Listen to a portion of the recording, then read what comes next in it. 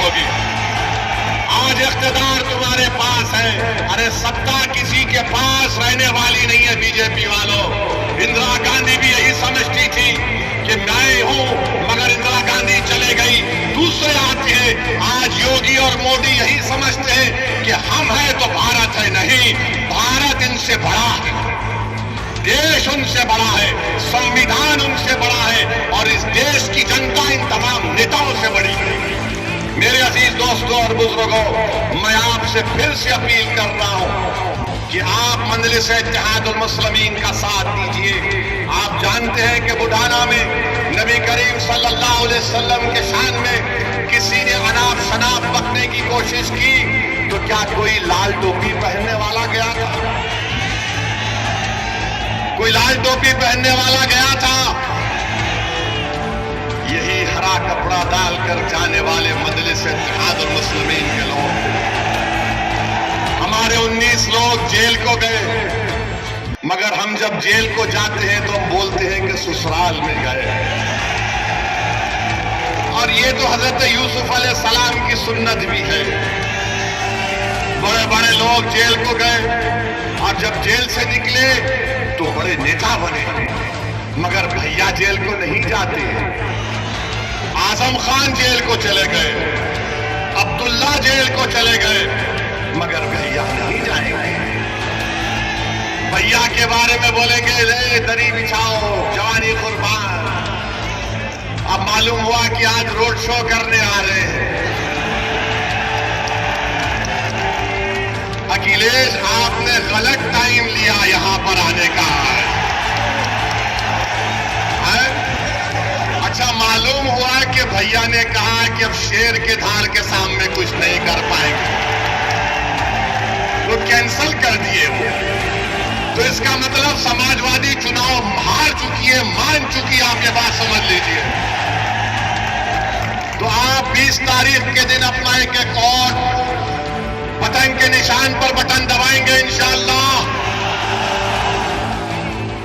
इंशाअल्लाह बोल दिए। फिर यहां हम जाने के बाद इब्लीस के लोग आकर कान में खुसखुस करेंगे, ये अरशद राणा जीता तो क्या होगा, क्या फर्क पड़ जाएगा, भाजपा आ जाएगी। अरे भाई, भाजपा आई मेरी वजह से नहीं आई, इन लोगों की वजह से भाजपा आई है। हम क्या, अच्छा यहां पर यहां का सांसद आरएलडी का है नहीं है?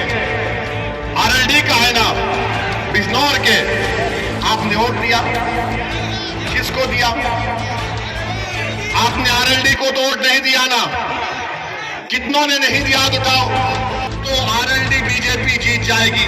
मेरा जवाब यही है कि हाँ, मैं भारत में बैठकर कमला हैरिस को हरा दिया और ट्रंप को जिता दिया, और क्या बोलूं? मैं जिम्मेदार हूं।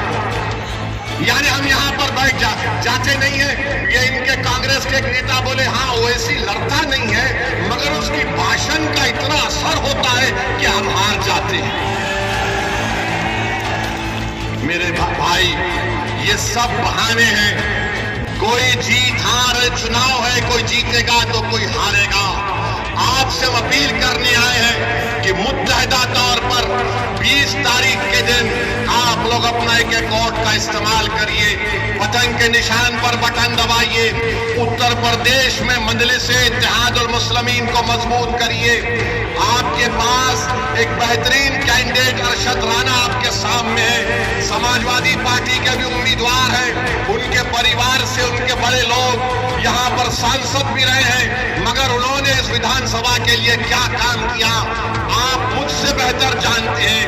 मैं आपसे सिर्फ यही अपील करने आया हूं, एक लंबा सफर करके आपसे आया हूं, महाराष्ट्र से निकलकर आज वेस्टर्न यूपी के इस इलाके में सिर्फ इसलिए आया हूं ताकि आपके दरमियान में खड़े होकर मैं अपनी दिल की तकलीफ को अपने जबान के जरिए तुम्हारे सामने बयान कर सकूं। मैं इसलिए आया कि नाइंसाफी का जिक्र तुम्हारे सामने कर सकूं।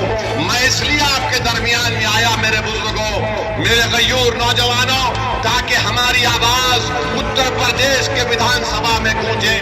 एक मर्तबा आप मजलिस के उम्मीदवार को कामयाब कर दीजिए और देखते जाइए कि आपके मसाइल कैसे हल होते हैं।